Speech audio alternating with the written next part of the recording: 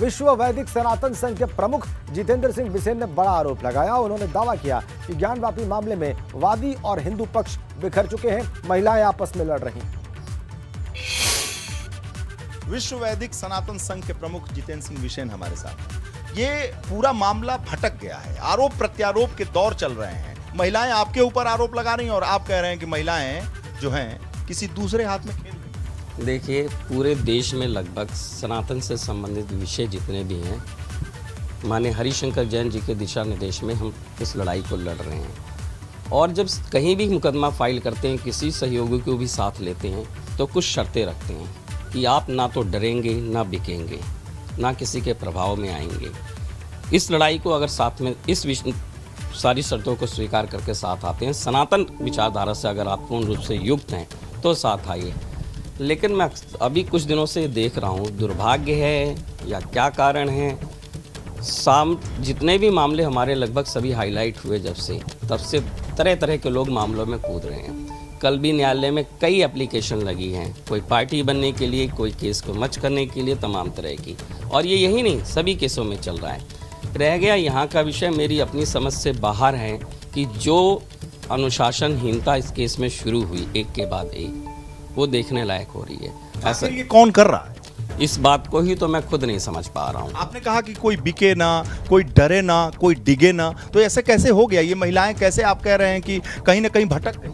अब कुल मिला के एक चीज़ जो मैं समझ रहा हूँ कि कैमरे के सामने भूत सवार है। क्यों है? कैमरे के सामने जाना कोई बुरी बात नहीं, हम भी आते हैं, लेकिन केस से भटकना मूर्खता है।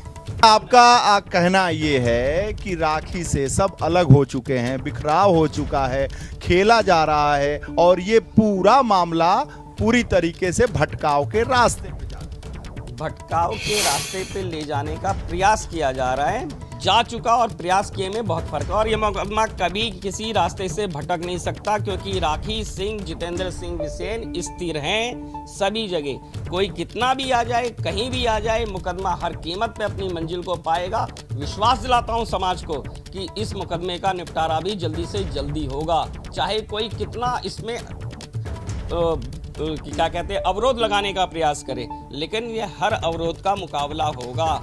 हम पीछे नहीं हटेंगे, हम डरेंगे नहीं, हमें कोई खरीद नहीं सकता। कौन खरीद रहा है, कौन डरा रहा है, कौन कहा ना, जिस दिन इस स्थितियां जो बन रही हैं सामने किस तरह, क्योंकि सबको पता, आप भी पता कीजिए और हम भी पता करें, लेकिन कुल मिलाकर ये है कि ये जो पूरा मामला है बिखराव के दौर में है। इस बात की तस्दीक भी बिसेन साहब ने की कि ये मामला बिखराव के दौर में है, लेकिन आश्वस्त हैं, अपने पर भरोसा है कि बिखरने नहीं दूंगा। लेकिन कुल मिलाकर ये मामला अब विवादित हो चुका है। विवादित तो पहले भी था, लेकिन विवाद में और विवाद बढ़ता जा रहा है। कैमरामैन रोहित के साथ वीरेश पांडे, वाराणसी।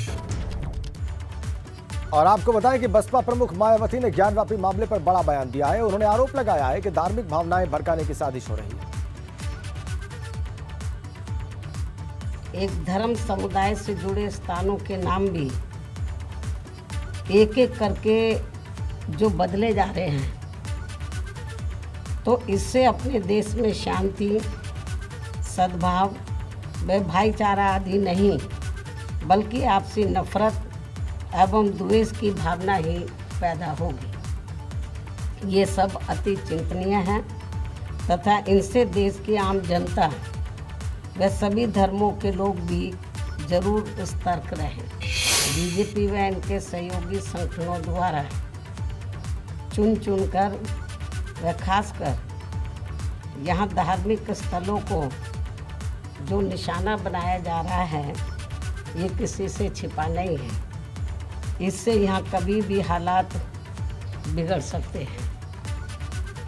और अब आज़ादी के वर्षों बाद यहाँ ज्ञानवापी, मथुरा, ताजमहल व अन्य और स्थलों के मामलों की भी आड़ में जिस प्रकार से षड्यंत्र के तहत लोगों की धार्मिक भावनाओं को भड़काया जा रहा है। और इधर अपने विवाद बयानों से सुर्खियों में रहने वाली समाजवादी पार्टी की नेता रुबीना खानम ने ज्ञानवापी मस्जिद को लेकर एक नया बयान दिया है। एक वीडियो जारी कर रुबीना ने ज्ञानवापी मस्जिद को लेकर कहा है कि अगर ये साबित हो जाता है कि वहां पर मंदिर तोड़कर मस्जिद बनाई गई थी, तो हमारे उलेमा, धर्मगुरु, कौम को उस जमीन को हिंदू भाइयों को दे देना चाहिए। हिंदू पक्ष जो ये दावा कर रहा है कि ज्ञानवापी जो मस्जिद है प्राचीन काल में यहाँ पर मंदिर था और किसी शासक ने बलपूर्वक इस मंदिर को तोड़कर यहाँ पर मस्जिद बनाई थी, तो किसी भी कब्जा की हुई ज़मीन पर, किसी भी छीनी हुई जगह पर बलपूर्वक अगर वहाँ पर कब्जा किया गया है तो हमारे इस्लाम में वहाँ पर नमाज पढ़ना हराम है। इसीलिए अगर ये बात साबित होती है तो हमारा मुस्लिम समाज, हमारे धर्मगुरु, हमारे उलमा उस ज़मीन को हिंदू पक्ष को वापस कर दें।